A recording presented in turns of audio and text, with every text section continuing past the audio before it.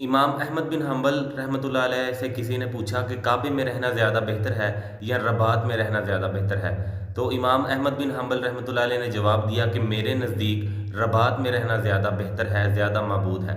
آپ جانتے ہیں کہ رباط کسے کہتے ہیں؟ اسلامی لشکر کا پوری طرح مسلح ہو کر زیرہ بختر بند پہن کر کسی ایسی جگہ یا کسی ایسی سرحد پر کھڑے رہنا جہاں سے یہ خطرہ ہو کہ کفار مسلمانوں کی آبادیوں کو نقصان پہنچا سکتے ہیں، وہاں پر کھڑے رہنے کو رباط کہتے ہیں۔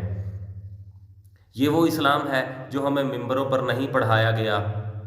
پرواز ہے دونوں کی اسی ایک فضا میں، کرگس کا جہاں اور ہے، شاہین کا جہاں اور ہے۔ الفاظ و معنی میں فرق نہیں، لیکن ملا کی اذاں اور ہے، مجاہد کی اذاں اور۔ ہمیں یہ بتایا گیا ہے کہ اسلام صرف امن کا درس دیتا ہے، لیکن اگر اسلام امن کا درس دیتا ہے تو وہی اسلام ہمیں غیرت کا بھی درس دیتا ہے۔ ہمیں یہ کیوں نہیں بتایا جاتا کہ نبی پاک صلی اللہ علیہ وآلہ وسلم نے ایک عورت کی عزت کی خاطر پورے بنو قینقاع قبیلے سے اعلان جنگ کر دیا تھا؟ اگر اسلام صرف امن کا درس دیتا ہے تو نبی پاک صلی اللہ علیہ وآلہ وسلم خود کبھی غزوات میں شامل نہ ہوتے اور اسلام کے دامن میں تمام غزوات نہ ہوتی۔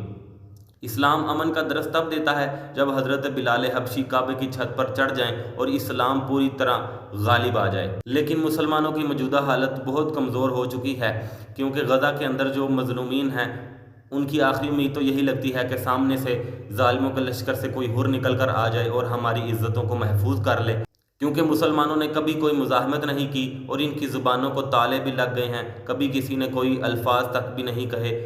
حالانکہ ہمارے پاس بہت سارے ایسے ہتھیار بھی موجود ہیں جن کے نام ہم نے اپنے اسلاف کے نام پر رکھے ہیں۔ وہ کیا خوب کسی نے کہا ہے کہ نگی چادر تان کے سوں گے، مالک چور پچھان کے سوں گے، لٹن والیاں رج کے لٹیا، جاگن والے جان کے سوں گے۔ اللہ حافظ۔